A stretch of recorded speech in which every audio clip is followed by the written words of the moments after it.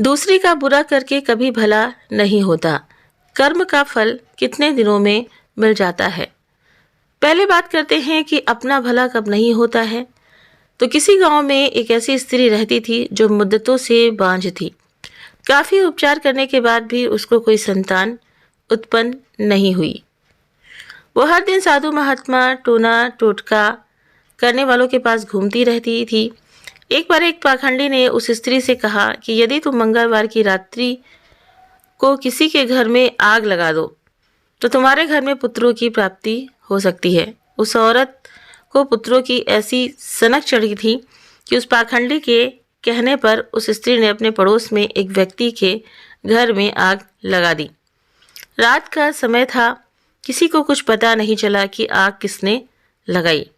उस घर में जो कुछ था, धन दौलत जीव जंतु सब जलकर राख हो गए।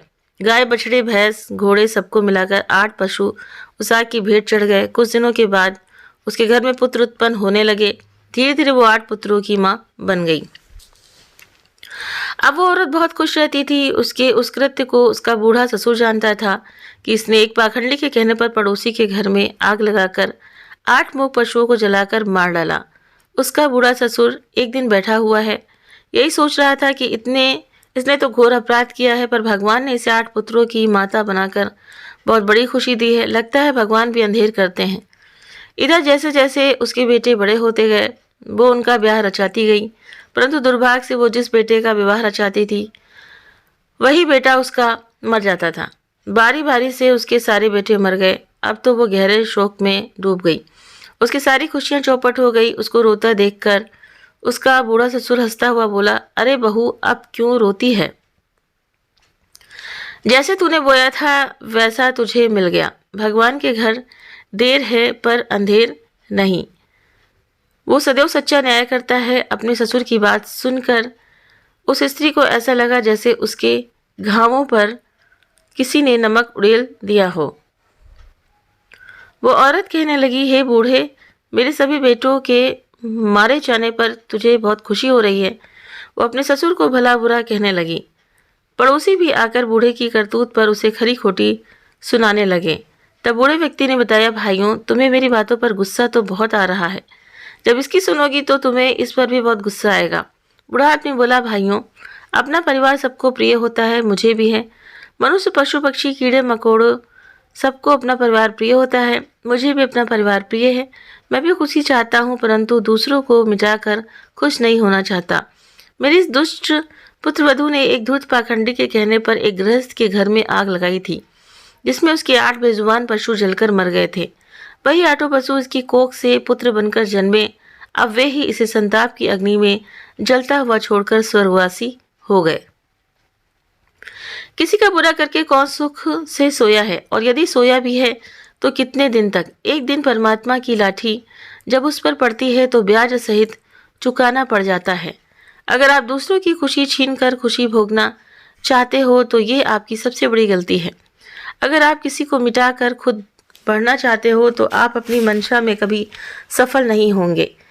खुशियां बांटकर तो खुशियां मिल सकती हैं, पर छीन कर कदापि नहीं। परमात्मा सबको देख रहा है, सबके साथ वैसा ही होगा जैसा उसने किया है। परमात्मा के न्याय में थोड़ा विलंब हो सकता है, पर भूल नहीं।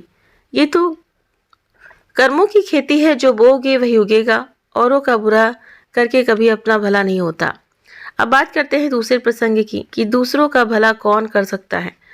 एक बात याद रखना, जिसका स्वयं का पेट बड़ा होता है वो कभी दूसरे के हित की बात नहीं सोच सकता। ऐसे ही मैं आपको एक छोटी सी कहानी सुनाती हूँ। किसी गांव में एक व्यक्ति और ऐसा ही रहता जिसकी कोई संतान नहीं थी। उसने भी अनेक प्रयत्न किए, संतान के लिए परीक्षा पूरी नहीं हुई। एक दिन देवर्षि नारद टहलते हुए उसके घर जा पहुंचे। उस व्यक्ति ने देवर्षि नारद से कहा, मुनिवर, आप तो भगवान के सबसे प्रिय भक्त हो। यदि आप कृपा कर दे तो मेरे घर में संतान सुख आ सकता है।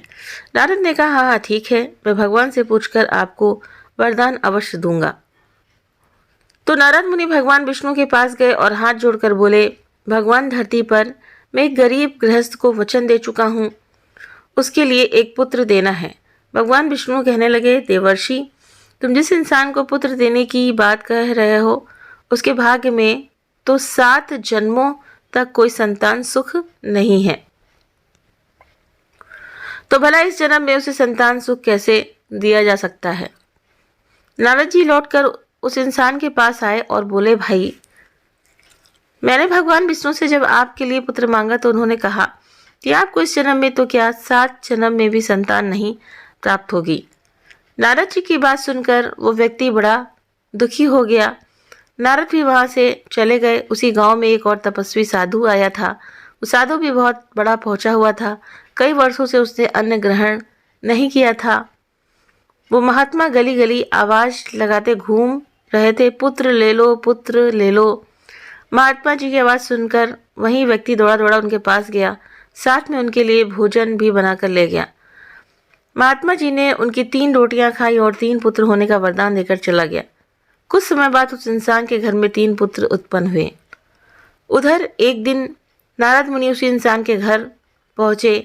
उन्होंने देखा कि जिसके भाग में 7 जन्म तक कोई संतान नहीं थी, उसके घर में तो 3 पुत्र खेल रहे हैं। ये चमत्कार कैसे हो गया? नारद जी ने उस व्यक्ति से पूछा कि भाई ऐसा कैसे हो गया? तब उसने बताया कि एक साधु जी के वरदान से मुझे 3 पुत्र प्राप्त हुए। नारद जी ये सुनकर तंतमा उठे कि मैं एक पुत्र नहीं दे सका और दूसरा साधु इसे 3 पुत्र दे गया। लगता है भगवान भी झूठ बोलते हैं। अब तो नारद जी गुस्से में आग बबूला हो गए। सबसे ज्यादा गुस्सा उन्हें भगवान पर ही आ रहा था। एकदम क्रोध के आवेश में भरे हुए विष्णु जी के पास पहुंचे और गुस्से में उन्होंने भगवान को खूब खरी खोटी सुनाई। उधर भगवान ने एक और नई लीला रची। उन्होंने स्वयं के बीमार होने का नाटक किया और नारद जी से कहा, हे देवर्षि, मैं इस समय बहुत भयंकर पीड़ा से जूझ रहा हूँ। मेरी पीड़ा को आप ही दूर कर सकते हो। नारद ने कहा, प्रभु शीघ्र बताइए, मैं अवश्य प्रयास करूंगा। तब भगवान बोले कि मेरा कष्ट किसी भक्त के हृदय से ही दूर हो सकता है। तुम किसी भक्त से उसका कलेजा मांग लाना। तो अब वो बिना देर किए हुए नारद जी वहां से चल पड़े और कई भक्तों के घर गए, पर कोई भी अपना हृदय देने को तैयार ना हुआ। कुछ लोगों ने तो नारद मुनि से ही कह दिया कि आप तो भगवान के सबसे बड़े भक्त हो, ये काम तो आप भी कर सकते हो। नारद मुनि निरुत्तर रह गए। अंत में वे उन्हीं साधु के पास जा पहुंचे। उन्होंने उस इंसान को 3 पुत्रों का वरदान दिया था। नारद जी ने उन्हें पूरी बात बताई कि भगवान को एक असाध्य रोग हो गया है जो किसी भक्त के हृदय से ही ठीक हो सकता है। नारद जी की बात सुनकर वो महात्मा जी बिना देर किए ही उनके साथ चल पड़ा और भगवान के पास जाकर बोला, हे प्रभु, मैं आपकी सेवा में हाजिर हूँ। आपको मेरा जो अंग चाहिए, जिस प्रकार से आपका कष्ट दूर हो, आप वो कीजिए। मेरा हृदय आप निकाल लीजिए और अपनी पीड़ा को दूर कीजिए। उस वक्त का भगवान के प्रति समर्पण देखकर भगवान अत्यंत प्रसन्न हुए और नारद जी से बोले, देवर्षि, भक्त तो मेरे आप भी थे, पर आप ये काम नहीं कर सके। अब आप ही बताइए, क्या ऐसे भक्तों के वचन को मैं अनदेखा कर सकता हूँ? ऐसे ही महापुरुष निसंतान को संतान दे सकते हैं। ऐसे भक्तों का वचन कभी मिथ्या नहीं होता। विधाता के लेख को भी इस प्रकार के महापुरुष बदल सकते हैं। दूसरों का भला वही कर सकता है जिसके रोम रोम में भगवान बसते हैं और जो स्वयं निस्वार्थ भाव रखता हो, जिनकी स्वयं की इच्छाएं नहीं हो। भगवान की बात सुनकर नारद मुनि बहुत शर्मिंदा हुए और भगवान से क्षमा मांगकर वहां से चले गए। तो इस कहानी से तो यही सीख मिलती है कि अगर हम दूसरों का भला करते हैं तभी हमारे साथ भला होता है। और जो इंसान हर दुनिया से उसको जो उम्मीद है वो टूट गई हो, लेकिन अगर उसके साथ में एक सच्चा संत है, एक सच्चा गुरु है, तो उसका जो काम है, बिगड़ा हुआ काम है, जो कि उसके भाग्य में भी नहीं होता है, तो वो बदल सकता है। और कहते भी हैं कि भाग्य का लिखा भी जो संत होते हैं वो मिटा सकते हैं, मस्तक का रेख भी मिटा सकते हैं। अगर जैसे कि इस कहानी में उसके पास में कोई पुत्र प्राप्ति का 7 जन्मों तक कोई भी योग नहीं था, लेकिन उस साधु के कहने से, उन संत के कहने से उनको पुत्र की प्राप्ति हुई। तो हुआ इसलिए क्योंकि वो साधु संत जो थे वो सच्चे थे, सच्चे हृदय से भगवान को जपते थे, भगवान का ध्यान करते थे और भगवान भी उनसे प्रसन्न होते थे। जिस तरह से कबीर से भगवान प्रसन्न रहते थे क्योंकि वो कुछ मांगते नहीं थे। तो जो कुछ भगवान से कोई मांगता नहीं है और भगवान, लेकिन अगर कोई सच्चा साधु है और अगर वो किसी के लिए कहता है, कोई वरदान देता है, तो भगवान उसके वरदान को जरूर से ज़रूर पूरा करते हैं। और ये सत्य है। तो इसीलिए कहा गया है कि मस्तक का रेख भी साधु संत मिटा सकते हैं। तो उम्मीद करते हैं कि आपको ये कहानी जरूर पसंद आई होगी।